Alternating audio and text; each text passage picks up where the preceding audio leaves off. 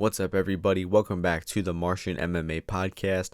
I am your host, and my name is John, and this week we are back with episode 100, where we will be analyzing and predicting the UFC 250 pay-per-view going down this Saturday, June 6, 2020, from the UFC Apex in Las Vegas, Nevada.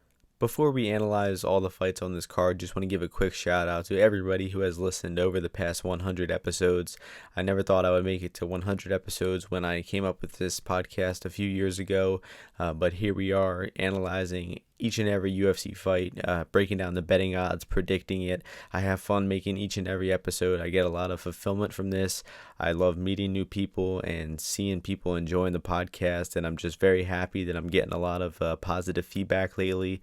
The bets have been going very well. We're on a winning streak for the past maybe 5 or 6 UFC events, so just very grateful for each and every listener, each and every person who shares and likes and comments on the podcast. You mean a lot to me, and I will keep grinding out these episodes as long as we keep getting UFC events and betting odds for each and every event. So we're going to dive into this 12-fight card going down this Saturday. We got a great card, a lot of fun matchups, a ton of value on these betting lines, and I've already made a lot of bets for this card. Sometimes I haven't made too many bets before the card. I'm waiting to see value and whatnot, but this card I feel like has a ton of value. It had value early, it has value now, and it probably will all the way up until fight night. So I'm loving these betting lines, and I can't wait to break down these fights for you guys. So the first fight of the evening is a catchweight fight in the 150-pound weight class between Evan Dunham and Hooper-Burns. The opening betting line for this one was Burns the favorite at minus 275 to Dunham plus 195. Right now we are seeing Burns minus 225 to Dunham plus 185. So there is two-way action coming in on this fight. Actually, Dunham shot up to a plus 240 underdog for a little bit there. I actually was able to bet him for a half a unit at plus 240, and I just think there's a lot of value on that betting line. I mean, this matchup was thrown together kind of last minute, but I think Dunham was training for a fight before this anyway, back in late April, I think, against Michael Johnson in late April. So Dunham is typically a lightweight, but he's cutting this extra 5 pounds for this catchweight. I doubt that'll be a problem. And Burns is a natural featherweight. He's moving up 5 pounds for this fight. And despite Burns getting a first-round knockout in his UFC debut, I don't think he really proved that much in that fight. I mean, I guess it proved he could strike a little bit better than I originally thought, but I mean, that was kind of just a wild, crazy exchange where he landed a knee out of nowhere on Landwehr, and I don't think that was a very replicable outcome, and I don't think that really Burns showed his depth in that fight, and I think he's still pretty unproven. He's a big, powerful, explosive guy. He likes to go for takedowns and likes to get an early submission, but we have not really seen the layers to his game. We haven't seen his cardio tested, and we haven't really seen him tested by any good opponents yet. So unless Evan Dunham is a shot fighter at this point and just very physically declined, I think that he's actually going to give Burns a really good fight. And from what I saw in Dunham's last fight back in September of 2018 against Trinaldo, I mean, he still looked very competent. He's always been a very well-rounded fighter, and he can do all aspects of MMA. He's a veteran, been in the game for 15, 20 years. So, I mean, the age and the decline is definitely a concern. And I think that Burns could just come out here and swarm Dunham and maybe touch that liver. Dunham's always had a weakness to the body shots throughout his career, so maybe Burns comes out here and just swarms him with punches and strikes and gets him out of there early. If Burns were to attempt a lot of takedowns and look to try to submit Dunham, I think he would actually have a lot of trouble with it, and he might even gas out doing so. He might end up in some bad positions on the ground because Dunham is a legit grappler. He has good takedown defense, and he's actually got pretty good striking. So if this fight stays on the feet for long amounts of time, I think Dunham will start to win the striking exchanges. And honestly, if the fight goes past the 3-minute mark, the 5-minute mark, I think I would start to favor Dunham in those later rounds. Just the overwhelming experience advantage is going to start to take over, and I think that we could start to see some of the inexperience and youth of Herbert-Burns here. So I think that it's very possible that Burns comes out here and just athletes Dunham, and Dunham looks like a physically declined fighter and gets an early round 1 finish. But if he doesn't get the finish in round 1, I think that he's going to be in trouble, and we actually might see Dunham start to take over and win later rounds and maybe even win a decision here. So I like the early value on Dunham at plus 240. I think that there's a little bit of value left on plus 185. I just think that this line is heavily relying on Dunham being a declined fighter, because if he comes in anywhere near to where he can perform and where he has performed in his past few fights, I think he gives Burns a very tough fight and looks a lot better than plus 185. So I'm going to pick Herbert Burns to get a first round knockout in this one as an official pick, but the betting value is definitely on Evan Dunham, and as I mentioned earlier, I have a half a unit on him at plus 240. So I think the Burns knockout was plus 550. I like the value on that too, so I think that maybe you can play both sides in this fight. I mean, it's entirely possible Burns wins by submission, as well, as that is his bread and butter, but I think that the knockout would be the much more common path to victory because of Dunham's susceptibility to knockouts in his past. So once again, the pick is Burns by first round knockout, but I'll go with Dunham in the betting window. The next fight is in the light heavyweight division. We have Alonzo Menifield taking on Devin Clark. The opening betting line for this one was Menifield the favorite at minus 330 to Clark plus 270. Right now we are seeing Menifield minus 220 to Clark plus 180. So needless to say, a lot more action is coming in on Devin Clark, and rightfully so. Right away, this betting line kind of sticks out on me as just an overrated, untested athletic fighter in Menifield being a big favorite over a proven, durable, and competent guy like Clark. And I find myself betting Clark a lot. I think I bet him versus Stosic and against Ryan Spann. And he did win that Stosic fight, but fell short in the Spann fight. And Spann is a kind of a similar fighter to Menifield. I think they both train out of Fortis MMA. They're both kind of raw, powerful, athletic guys, and they're just very untested. I think Spann's actually a lot better than Menifield. I mean, Menifield is the better athlete, no question. I mean, this guy is a massive, athletic, powerful guy, but I don't think he's nearly as technical as Spann is. And I think that in his UFC fights, he's looked super underwhelming. I mean, he has a few first-round knockouts on his record, but you got to look at the level of competition. I mean, Vincius Moreira went like 0-3 in the UFC and got knocked out all 3 times. A quick knockout on the Contender Series in 8 seconds. That doesn't prove much. And then the win over Paul Craig, again, he was kind of losing that fight, wasn't looking too good in the first few minutes, and then Paul Craig throws a dumb spinning strike, and Menifield lands one punch, and the fight is over. So I definitely think this is going to be the toughest test of Menifield's career, and I'm honestly not sure he passes it. I think that Clark, with his wrestling background and he being able to cage push, being able to hit takedowns, and him actually have pretty competent striking, I think he's going to give Menifield a tough test wherever this fight goes, and we might even see Clark hitting takedowns, getting on top. We might see Clark winning these prolonged striking exchanges, and I think this is going to be a much closer fight than the odds indicate. So Clark is not one of the guys who I've bet so far. I definitely think there's a lot of value on plus 180. I would cap this at like minus 150 for Menifield, like a 60% chance. But where it's at now at almost 70% for Menifield, I think the line is way off in this one. So have not bet Clark myself yet, but I definitely think I'll end up on him by fight night, as I am picking Clark by decision in this one as my official pick. But we have not heard any official news about if they're using the 30-foot cage or the 25-foot cage.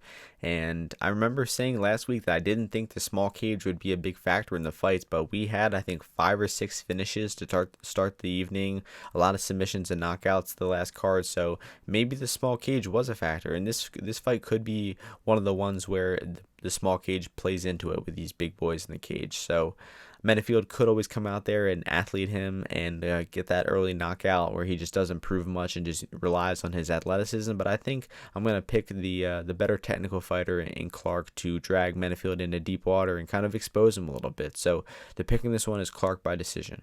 The next fight is in the flyweight division. We have Alex Perez taking on Jussier Formiga. The opening betting line for this one was Formiga minus 130, Perez plus 110. Since then, the line has flipped. We're now looking at Perez minus 130, Formiga plus 110. So I agree with the action here on Perez. Perez actually got bet down to a little more of a sizable favorite at minus 150, minus 160 range. And then the action has been steady creeping back in on Formiga the past few days. And I actually really like Alex Perez in this fight. I'll say that I've already bet him at minus 136 146 for 2 units, and I just really like this matchup at this point in their careers. And I'll start things off with saying that Formiga is an excellent MMA fighter. He might even be one of the all-time great MMA fighters. But sadly, after seeing his past few fights, I do think he is a declining fighter, and the Brandon Moreno fight was pretty much all the evidence you need. I think if he had fought Moreno in the past 5 or 7 years of his career, I think he would have won that fight. He would have gotten much more dominant grappling positions, kept them, and did a lot more meaningful scoring with those grappling positions, but he just did not have the athleticism to hold Moreno down in that fight, and lost a close decision, even though he had a lot of opportunistic grappling opportunities. And a few years ago, Formiga was jumping on those opportunities and not losing them. He would get back takes for 4 or 5 minutes. He was submitting people left and right, and he's just not the fighter that he once was, sadly. So when he's facing a great wrestler in Perez, I think he's really going to struggle, because Formiga relies a lot on takedowns, and Perez has a great base, good takedown defense, and great jiu-jitsu of his own. So I think Formiga is really going to struggle taking Perez down, getting him in dominant grappling positions.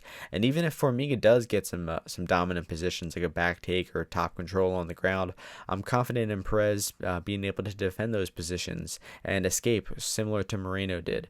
Moreno used his athleticism to escape a lot of positions, and typically that Formiga wouldn't let that happen. I mean, he took down Figueiredo and kept him down, and Figueiredo's athleticism was not enough to escape the positions. But then a year later, all of a sudden, Moreno was escaping those very same positions. So on the feet in this one, I'm going to give a pretty substantial edge to Alex Perez because of that physicality. I just think that Perez is the much more effective boxer. He's got a speed advantage, got a power advantage in this fight, and Formiga is just not landing many strikes. I mean, if you look at Formiga's past few fights, the amount of strikes that he's landed, it's been very bad, and it's because he heavily relies on that grappling top control to win these fights. And the Figueiredo win, he had 26 strikes landed. The win over Sergio Pettis, 18 strikes landed.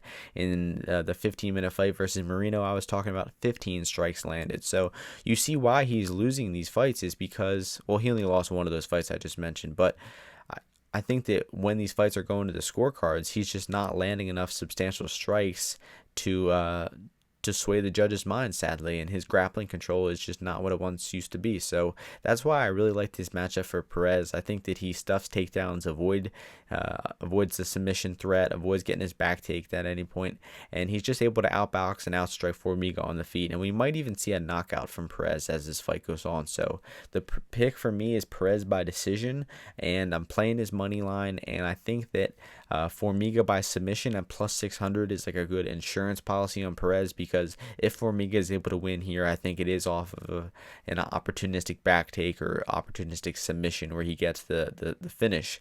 I don't see him winning by decision because of that low strike count I was talking about, and I definitely don't see him winning by knockout either. So Perez decision and Formiga sub is the way to play this one, and I'm pretty confident in Perez to get this one done, and I really like the value on his money line. It's at minus 130 now. I think that's got a ton of value, and I really like Perez in this spot. The next fight is in the middleweight division. We have Charles Byrd taking on Magny-Pitolo. The opening betting line for this one was Byrd, the minus 160 favorite, to Pitolo plus 140. Right now we are seeing Byrd minus 170, Pitolo plus 150. So there's two-way action coming in on this one. I think the early action came in on Pitolo, but then recently, the past week or so, steady action has been coming in on Byrd, and rightfully so. I think this fight could actually be a mismatch. I think that Pitolo is definitely going to be undersized in there. He has fought at 185 in his career before. I mean, he won on the Contender Series at 185, but then he dropped down to 170 for his next fight against Callum Potter and just looked awful in that fight. I mean, that was such a bad performance from him. He was almost a minus 400 favorite in that fight and totally shit the bed and was getting outboxed, getting lit up with punches, just terrible defense, getting taken down, stuck on bottom, gassed out really badly. Pretty much everything that could have possibly went wrong for Pitolo in that fight went wrong. And now Pitolo is matched up with a guy who is way better than Callum Potter and is also 15 pounds bigger than Callum Potter. So I really like this fight for Charles Byrd. I think that, he was hovering around -130, -140 for a long time, and I did not bet him at that point because I hadn't taped the fight up until then. But even at -160, -170, I think that there could be value because Byrd is just going to be the much more bigger and physical guy in there, and that's really going to come into play in the takedowns. Byrd does have good takedowns and submission abilities, and I think that that's definitely going to be his path to victory here. He could win on the feet, though, too. I think the Byrd is talented enough of a striker to just see through that easy offensive boxing of Pitolo and just light him up on the feet, because as I was mentioning, Pitolo had almost no boxing defense versus Callum Potter and was just willingly eating punches and getting taken down, stuck on bottom. So I think that Byrd can win this fight all three ways, knockout, submission, or decision. I think that the finish is much more likely because Pitolo just fights very recklessly, and we're going to see a big size and skill differential in there for Charles Byrd. So I haven't played Byrd yet at that -170 price, but I think that he is a very safe pick in this one. I cap him at around 75%, and outside of a first round knockout from Pitolo and the feet in this one, I see him really struggling and very unlikely to win this fight. So the pick here is Byrd, and I'm going to pick him by submission for my official pick. The next fight is in the featherweight division. We have Cody Stamman taking on Brian Kelleher. The opening betting line for this one was Stamman -180 to Kelleher +155. Right now we are seeing Stamman -260 to Kelleher +220. So even though Brian Kelleher came through as that underdog and got that knockout victory a few weeks ago, I think he's still being underrated in the betting lines here. The current odds have him at +220. That implies his chances are around like 31%. I just think that's way too low. I think it's more of like a 60-40 type of fight for Cody Stamman. And Stamman has great wrestling, great chain wrestling. He chains together takedown after takedown, and if his opponent stuffs the first shot, he will change angles, change levels, change the type of takedown he's looking for, and he's a really good wrestler. And he probably will take Kelleher down here, but the thing is, once he gets his opponents to the floor, he does not have reliable top position. He doesn't have good ground and pound. He doesn't go for submission. So he's working so hard for these takedowns a lot of the time, but he doesn't really have a lot to show for it. And the perfect evidence of that is his last fight against Song Yadong, where he definitely should have won that fight, but was somehow awarded a draw after that weird point deduction. I thought he almost won all 3 rounds of that fight, and somehow some of the judges gave him 1 round, gave him 2 rounds. It was a mess in the scorecards, and not his fault. The judges really messed that one up, but he could have been a lot more convincing and dominant with those takedowns. So it is kind of his fault to an extent. So when this fight is on the feet, I think I actually favor Kelleher straight out. I think that he's the much more competent striker, and it proved in that Hunter Azure win. He weathered the storm. He started to make reads. He realized that Azure was dropping that hand on the left kick or on the low kick, and he just leaped in with a beautiful left hook and knocked out Hunter Azure cold with 1 punch. It was such a great knockout. It was a huge profitable fight for me. I think I won like 7 units on that fight alone. So I'm really high on Kelleher right now, and I'm totally down to throw one of those units I won right back on his money line at +240 here, because I think he's definitely going to fight for your money. I think that if this fight hits the scorecards, it's very close, and you're going to get that value out of Kelleher. And if there's a finish in this one, I think it's overwhelmingly going to be on Kelleher's side. So a really good bet for Kelleher would probably be the no scorecards bet. That means if he finishes the fight inside the distance, you win the bet. If it goes to the scorecards, you get your money back. So being as it this Stamman is very unlikely to finish, I think that if the fight hits the scorecards, you're getting your money back, and if there's a finish, you win your bet on Kelleher. So I think that I'll be playing the money line in this one for Kelleher and the no scorecards, and I really like the value on Kelleher, and I think I'll stay with pick and Stamman decision, because I think that Kelleher will struggle with the takedowns. He will spend some time on bottom, but when the fight's on the feet, I think that Kelleher will be landing the more damaging strikes and winning the fight in the eyes of the judges. So I really like Kelleher in this fight. I'm not gonna pick him straight out. I will still pick a Stamman decision, but make no mistake, the betting value on this one is on Kelleher. It's totally a dog or pass situation, and I'll be betting Kelleher money line and no scorecards in this one.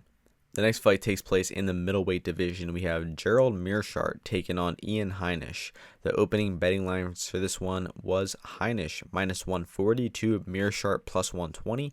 Right now we are seeing Heinisch minus 135 to Meerschaert plus 115. So two-way action coming in on this fight, and I'll say it right off the bat. I love Gerald Meerschaert in this fight.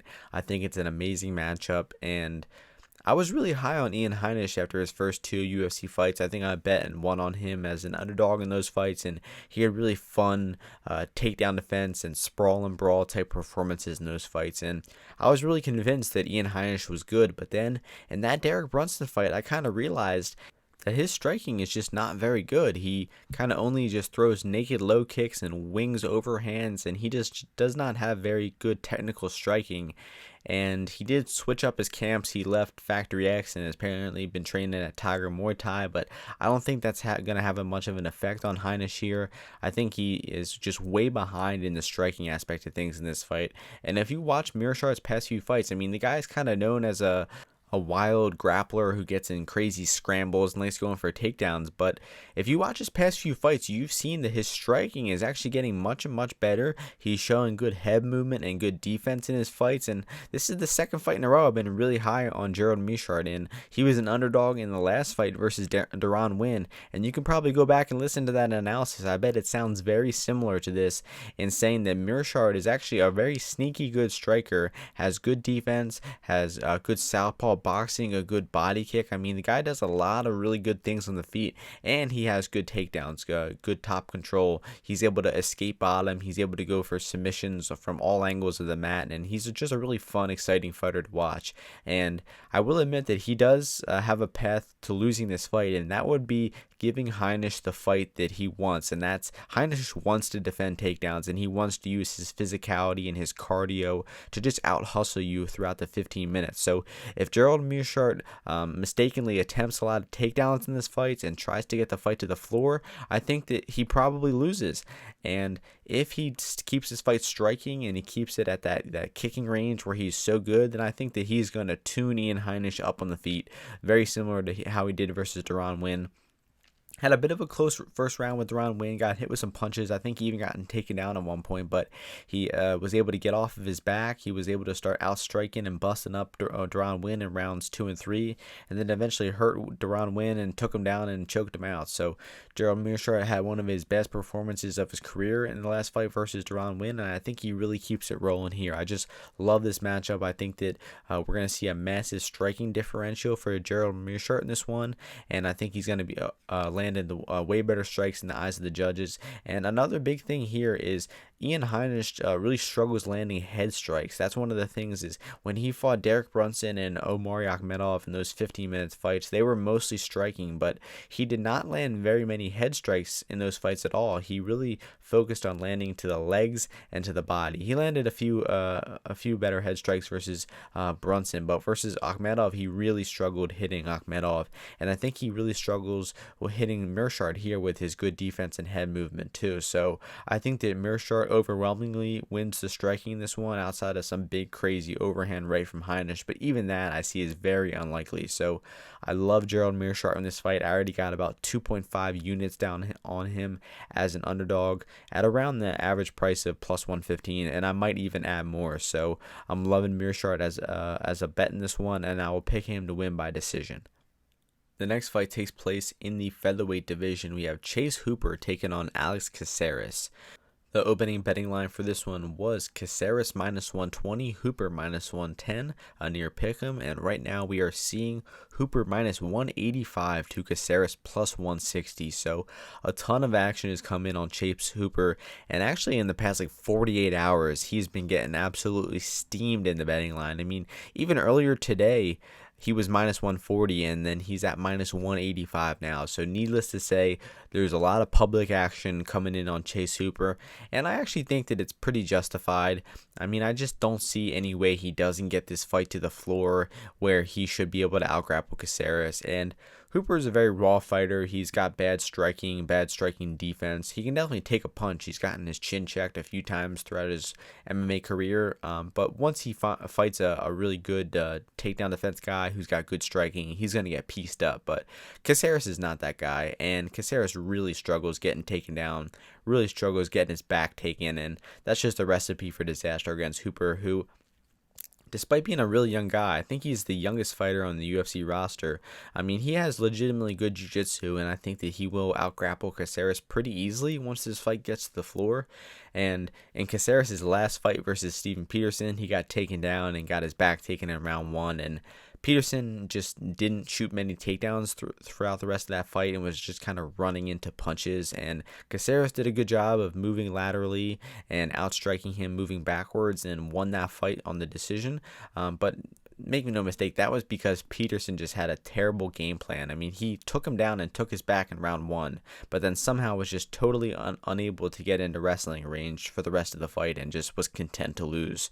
And Hooper is not going to do that. He just recklessly charges for takedowns, almost desperately charges for takedowns at some point, and just shoots takedown after takedown. So even if Caceres is able to block a few of his takedowns, I just see no way that he's going to completely avoid the takedown of Hooper. And a lot of it stems from Caceres just having no power on the feet. He's not going to have any power to get respect from Hooper. If he had some power to keep Hooper away from him, keep him from shooting takedowns, he would be able to maybe scare Hooper off and make it a tough fight and maybe win it. But Caceres is just not a hard hitter, and he just doesn't have the power to stop Hooper from moving forward. So I think Hooper probably gets the takedown and gets the submission in round 1 in this fight. I think I did throw some action on Hooper by sub at plus 240. I was pretty surprised. I thought it was going to be like maybe plus 150. And I think I actually did get some good value on it because it has since been bet down. I originally bet him at plus 240, and now it's at plus 170. So it did get some good value on Hooper by submission there, and I do think it happens in the first round. So if Caceres is able to avoid the takedown, avoid the back take, and gets out of round 1 safely in this fight, then look to live bet Caceres. But in the pre-fight betting window, I see no value on Caceres. I mean, even if he got up until like plus 200, plus 250, I don't see any value because I see Hooper just getting that early takedown and winning the fight early. Now, Caceres might come back and adapt like he did versus Peterson, but I just don't see any way where he looks like a good bet in the first 5 minutes of the fight. So I'm going to be picking Hooper in this one to get the first round submission. The people who came in on Hooper as that early favorite, I think I got some great value, but right now where it's at, I'm going to just pass in this one and stick with my Hooper by submission bet. So once again, the pick is Hooper round 1 submission. So the first fight on the main card is in the bantamweight division. We got Sean O'Malley taking on Eddie Wineland. The opening betting line for this one was O'Malley minus 400 to Wineland plus 310. Right now we are looking at O'Malley minus 485 to Wineland plus 385. So, man, crazy times where Sean O'Malley opens up an 80% favorite and is still getting bet at minus 485 at around 85%. So needless to say, the public is on Sugar Sean in this one. And I mean, he's got a fun personality. He's got an exciting fighting style, but I think that is factored into the betting line here, which is dangerous. I mean, once these two guys are locked into the cage together, Sean O'Malley's persona and his attitude and whatnot goes out the window, and it's still a fight. And you got Eddie Wineland, who is a veteran, a well-rounded veteran with really good boxing. He's got some pop in his hands, and even that last fight against Popov, he proved that he was still a bit durable. He took some shots in that fight and was able to recover and still win the fight. And he proved that he still has a good aggression. He still has very crisp boxing, fast hands. What I will say about Wineland that is a pretty big concern is that his defense is always a little lackadaisical. I mean, he fights with his hands closer to his hips, which is what makes his boxing effective, but it also just leaves his head open for strikes a lot of the time. And I'm really worried about a speed disadvantage between him and O'Malley here. O'Malley is going to have like 10 years of youth on him, so we really could see a big speed advantage for O'Malley, and he could just light up Wineland with straight punches and get an early finish. That's definitely probably the most common outcome here, is that O'Malley round 1 knockout, but where this betting line sits at right now, I think it's crazy, honestly. I think that there's a ton of value on Eddie Wineland at plus 385. I mean, I would realistically cap this fight at like 75% for O'Malley, minus 300, plus 250 on the comeback for Wineland. So, I mean, that's way off of where the odds are at now. I'd say, I mean, it's about 10% off. The odds are 85%. I think that O'Malley's chances are more like 75%. So that means the value is on Wineland in this one. And if this fight goes into the second round and we start seeing long, even exchanges on the feet in this one, I think Wineland could start winning those exchanges, take over, and start doing damage on Sean O'Malley. And O'Malley is really untested. I mean, he has not fought very many good opponents at all in the UFC. He actually struggled with Terrion Ware in round 2, was losing that round, got hit with a lot of strikes. I think he got hit like 40 or 50 times by Terrion Ware in round 2. So O'Malley's his defense, his cardio, those are all major concerns that we just have not seen him tested enough. And O'Malley did come off of that long layoff, that suspension, and get a first round knockout. But going back and rewatching that knockout over Quinones, very underwhelming performance. I mean, Quinones just completely wilted to pressure, got hit with a few shots, and just went down very easy. I don't think that Sean O'Malley really showed a lot in that fight at all. Despite getting that first round finish, I mean he showed some composure, getting back in there and getting the job done. But in terms of growth from 2 years ago, I really did not see anything to indicate that O'Malley was better. So as an official pick, I'll go with O'Malley round 1 knockout, just because I think he's going to have a speed and athletic advantage, and it's possible that he just lights Eddie up early and gets that first round knockout. But I think if this fight goes out of the first round and we start to see long exchanges on the feet between these two, I think that it gets real even real fast, and I think the Wineland could even win this fight by decision or a late knockout by possibly. So the odds are off in this one. I think there's some value on Wineland, and I have a half a unit on Eddie Wineland at plus 380. But once again, the pick is going to be Sugar Sean, first round knockout. The next fight is in the welterweight division. We have Neil Magny taking on Anthony Rocco Martin. The opening betting line for this one was Magny, the minus 150 favorite, to Rocco plus 130. Right now we are seeing Magny minus 135 to Rocco plus 115. So I think that there is some massive recency bias going into this betting line. I mean, Neil Magny was a plus 170 underdog to Li Jingliang in his last fight, and I think that if this fight happened 6 months ago, we would be looking at Rocco Martin minus 170, minus 150. But just because Magny got that one win over Li Jingliang, I think he's being a little overrated in this spot. And I will say why is because I think that Jingliang gave Magny the chance to win that fight. If that fight stayed at kickboxing range and Jingliang just struck with him at kicking range, then he probably has a very even fight and maybe even beats Magny. But he just kind of recklessly charged into the clinch and shot a lot of takedowns and gave Magny all the advantages he needed. Magny started out clinching him, started hitting his own takedowns, and really started dominating Jingliang throughout that fight. So it was a decent win for Magny. It was a good comeback. I mean, he was hadn't fought for a year and a half or something like that, and came back and got a nice win. But I think that there's a huge asterisk next to that win, and seeing as that Jingliang just fought terribly and gave Magny the chance to win that fight. And Martin won't do that. I mean, he's got good fight IQ. I think he is the better striker of the two. People might disagree with that, but I think that there's also some delusion going on with Magny throughout his career. I mean, the guy has always been kind of a frustrating striker. I mean, he's a long, rangy guy. He's got like an 80-inch reach, but he does not jab. He does not use his straight punches. He does not use his reach effectively, and it's kind of been always an underwhelming striker. And Martin, on the other hand, has a very solid jab. He's got a good counter right hand that he uses to counter punch with, and he's got a very nice calf kick. He pretty much throws his calf kick against all of his opponents, and he had a very, very good win against Ramazan Ameev in his last fight. I think Ameev was like 18-1 or something like that going into that fight, and Martin beat him up pretty badly. I mean, he was lighting his leg up with calf kicks, outstriking him, stuffing takedowns. I mean, Martin's takedown defense, his defensive grappling has came a long way. He was able to survive the early storm of Damian Maia and get it into the later rounds, and he still lost that fight on the decision, but I think he fought pretty well throughout that fight. And I think that Martin has just been fighting and beating the better competition, and Magny is getting overrated here after his most recent win. So Another thing I want to mention about this fight is that Magny has had very bad leg kick defense throughout pretty much his entire career.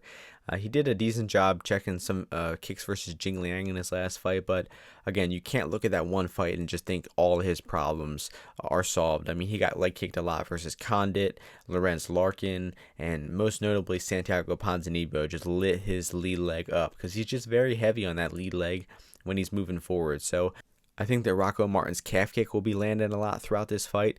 I think the boxing exchanges will be won by Rocco Martin as well. I think we'll see Magny leading the exchanges, the one throwing strikes first, and we'll see Rocco countering and winning those exchanges by landing the more meaningful strikes.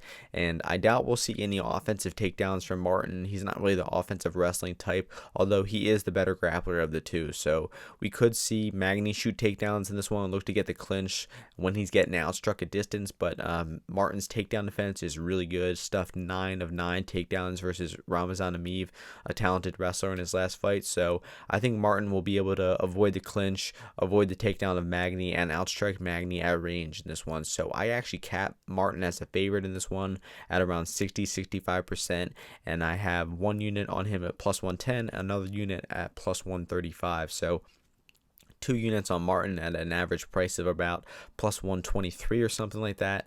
I'm picking him straight out to win this one by decision, and might even add more if he's still an underdog during fight night. But it looks like the action is slowly creeping back in on Martin. So if you want to get in on Martin, I think that now's the time to do so. He could end up becoming a favorite or a pick'em by fight night. So once again, the pick is Rocco by decision.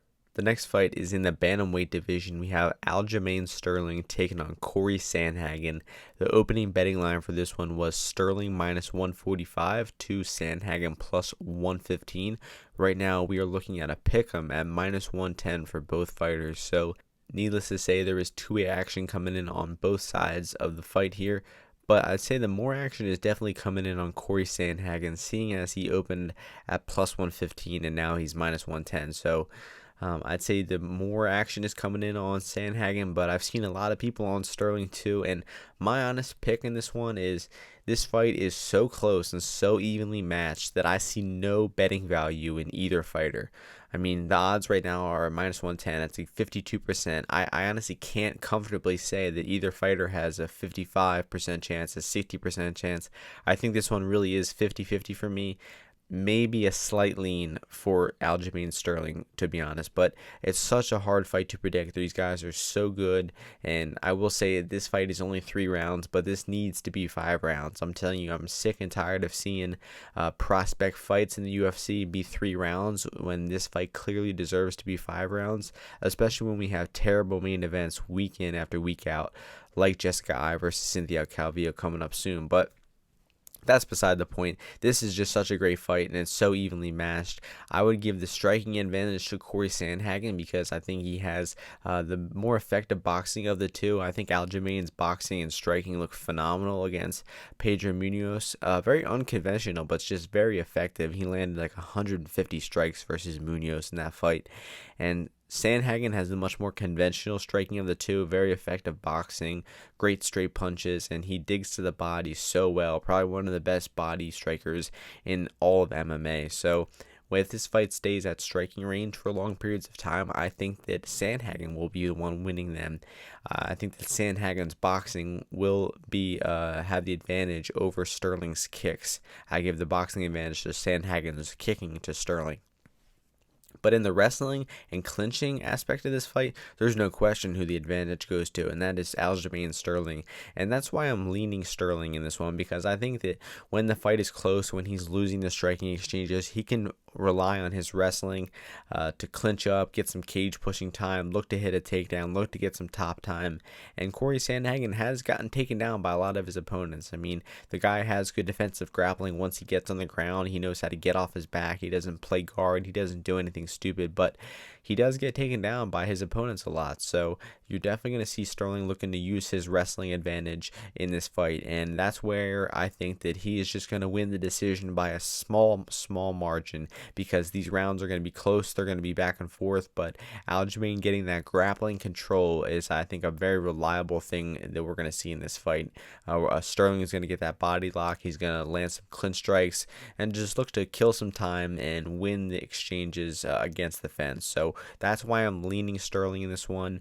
But it very well could turn into a pure striking match where Sandhagen is able to avoid the clinch, avoid the takedown, and he outstrikes Sterling at the range. But I will say is this fight being 3 rounds, I think favors Aljamain Sterling. I think if it were 5 rounds, we would really see that body work start to add up, and we'd start to see Aljamain's cardio fade in the 4th and 5th rounds. Especially, he wouldn't be able to grapple as heavily in those later rounds, and that's where I think Sandhagen would start to run away with the fight. So this is an amazing fight. Both of these guys are excellent elite fighters at this point in time, and I really wish it was 5 rounds, but it's unfortunately 3 rounds. Still looking forward to it. Still should be a lot of fun, but it's so evenly matched on either side that I personally won't be betting either money line. Maybe if Aljamain Sterling gets to an underdog, I'll bet him, but I won't be laying a favorite chalk on either one of these guys. So the pick is going to be Aljamain Sterling by decision. Not a confident pick at all, and I would pass and just sit back and enjoy this one from a betting perspective. The next fight is in the bantamweight division. We have Cody Garbrandt taking on Raphael Assuncao. The opening betting line for this one was Garbrandt, the favorite, -140 to Assuncao as the +120 underdog. And the line is the exact same now. Garbrandt -140, Assuncao +120. There is two-way action coming in on this fight. At one point, Garbrandt was -160, -170. Assuncao was up to the +150 range at some point. And I think this is a dog or pass situation, and it mostly stems from Cody just being completely untrustworthy and unreliable. And I think that he's proven that in his past 2 fights. I mean, we'll go back 3 fights. We'll go back to the TJ Dillashaw first fight at UFC 217. He drops TJ in round 1. He gets too cocky and complacent, gets dropped himself in round 2, and eventually gets finished off with a right hand from TJ Dillashaw in the 2nd round. Now, he showed some weak defense in that fight. He showed some liabilities in the pocket exchanges, and then he has a rematch against TJ Dillashaw around a year later, and he just does not fix any of the holes in his game. He shows the same weakness, gets hit with the same right hand in the pocket over and over again.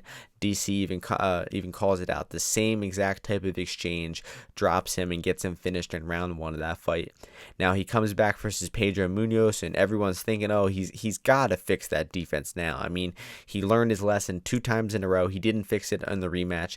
You think he's got to fix it now, but no. He gets into the same wild, crazy exchanges, has bad defense in the pocket. He's not moving his feet at all. He's leaving his head wide open, just eating right hands, and he gets knocked out in round 1 by Pedro Munoz. Now, there is a bit of an asterisk next to that fight because he was fighting okay. He was fighting measured and calculated until he ate a headbutt and just decided to start swinging for the fences.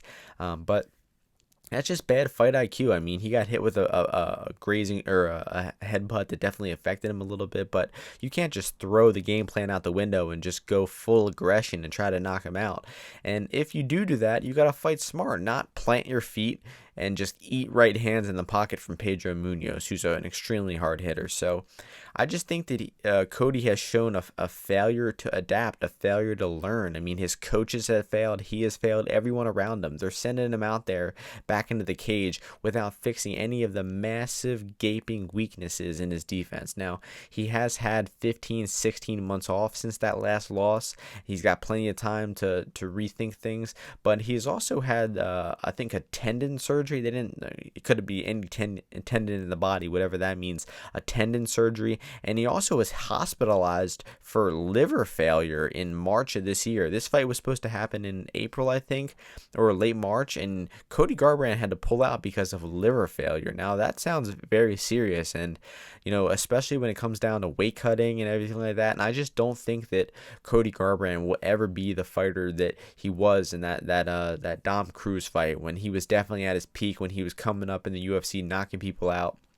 I don't think he'll ever be that fighter again. I think his confidence is gone, and I think that he is probably starting to see some damage, starting to see some accumulation of damage throughout his career. I mean, the guy's had a long wrestling and a long amateur boxing career, and now he's gotten knocked out in 3 straight fights. I mean, there's no way you can be betting Cody Garbrandt as a favorite in this spot, especially against Rafael Assuncao. We've been talking about Garbrandt for the past 3 minutes. Let's get over to Assuncao. Assuncao, a very underrated, crafty fighter. The guy's got great counter boxing, great punching ability. He's also got an amazing top game. He can hit takedowns, and he's got great jiu-jitsu. I mean, super underrated fighter, Rafael Assuncao, throughout his career. Now, I will admit that him being on the decline and him being a shot fighter is a concern of mine. He definitely did not look his sharpest against Corey Sandhagen in his last fight, but if you go back to the Rob Font fight from UFC 226, July of 2018, I mean, he looked sharp in that fight. Fast hands, great counter punching skills, dropped Rob Font in round 1, was able to take him down and out-grapple him in the later rounds of that fight and win a decisive decision versus Rob Font, a tremendous fighter. So I think that if he's able to replicate that same performance that he did, where he looks physically well, he looks fast and has that counter punching ability, I think he's going to give Cody a world of problems on the feet. I think these boxing exchanges are just extremely even. I don't think you can give a massive advantage to either guy.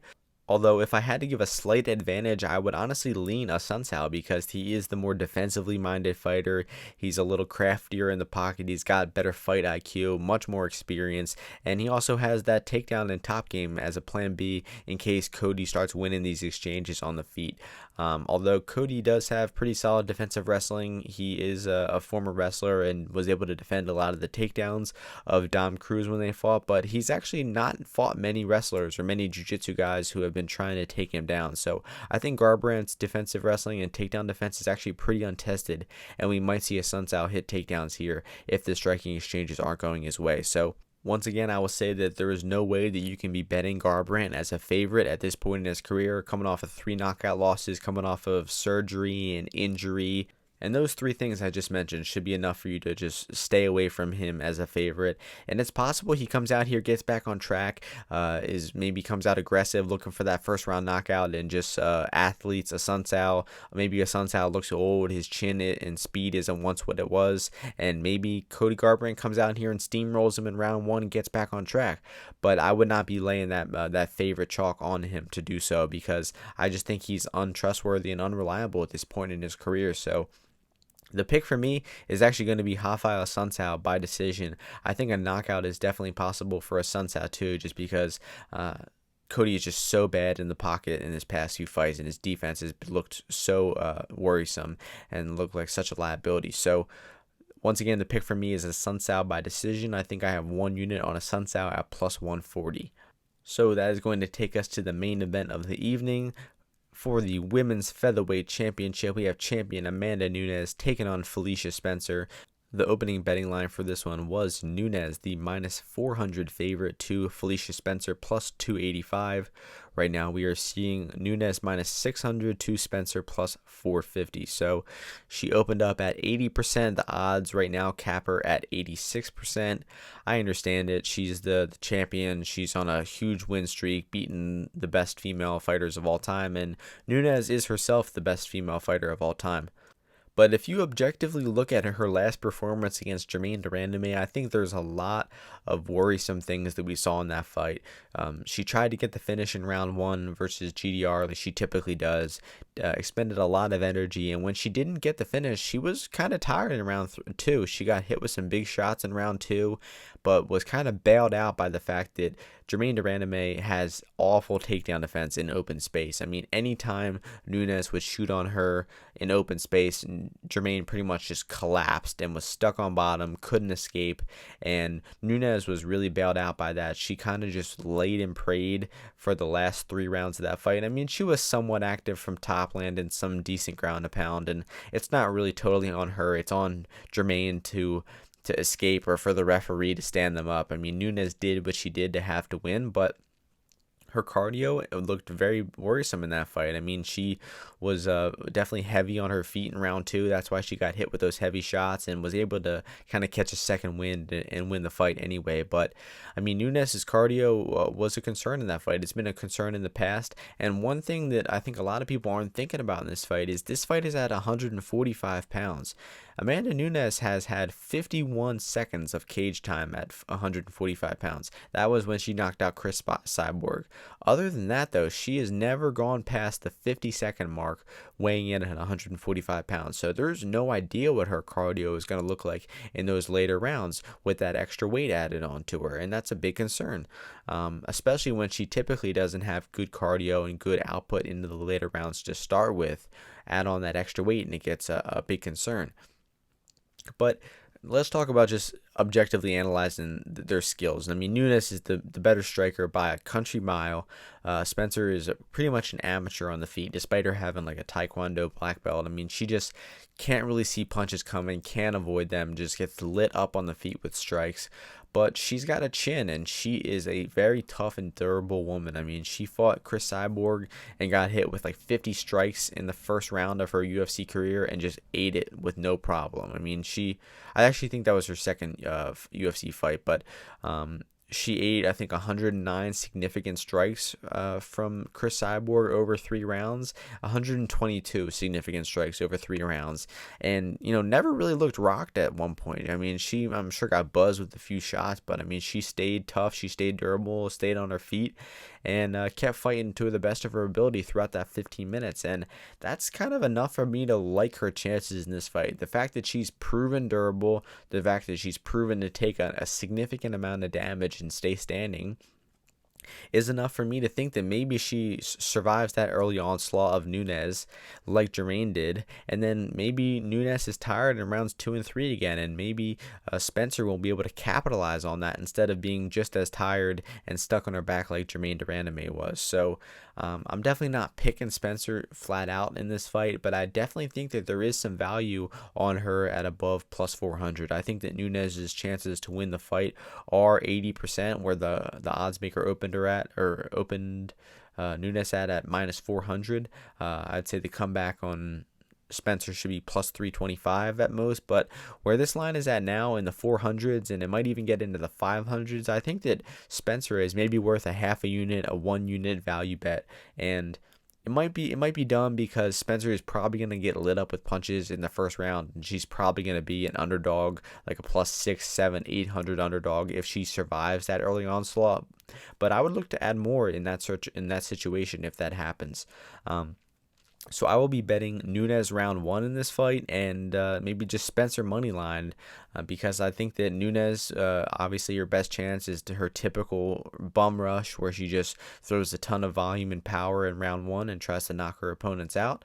And if she doesn't do that, I think that this fight is probably going to go the distance. I think that goes the distance at plus 200 is a good value right now. I think that we could see this one turn into a low output striking match if Nunes is not able to knock her out in round 1. But you got to be worried about that power of Nunes. I mean, she hits like no other woman in women's MMA history, and we might see the difference between Cyborg's and Nunes' power once again, because Nunes could just go out there and waste her in round 1 and make all this analysis for nothing. But I'll still analyze it as best as I can. I give Spencer a fighting chance in this fight. I don't think she'll be hitting her own takedowns right away in round 1. I think she'll actually look to clinch Nunes up a lot, maybe shoot takedowns and just waste some clock early, get Nunes a little tired. And I think the Nunes decision is going to be my official prediction. I think the goes the distance on this one at plus 200 or above has good value, and Spencer at her money line at 4 or 500 has good value too, and maybe even look to live bet Spencer if she survives that early onslaught. So a lot of different betting perspectives going on from this fight. In the pre-fight money line, it's dog or pass. Look to live bet Spencer, and as a pre-fight bet, look to bet that goes the distance as the pick in this one. So once again, Nunes by decision is my official prediction, and once again, this UFC 250 card is just stacked from top to bottom, and I love the betting value across the entire board. Half a unit on Dunham at plus 240, 2 units on Perez at minus 136, 1 unit on Kelleher at plus 240, 2.5 units on Meerschaert plus 123, half a unit on Eddie Wineland at plus 380, 2 units on Anthony Rocco Martin at plus 125, and 1 unit on Rafael Assuncao at plus 140.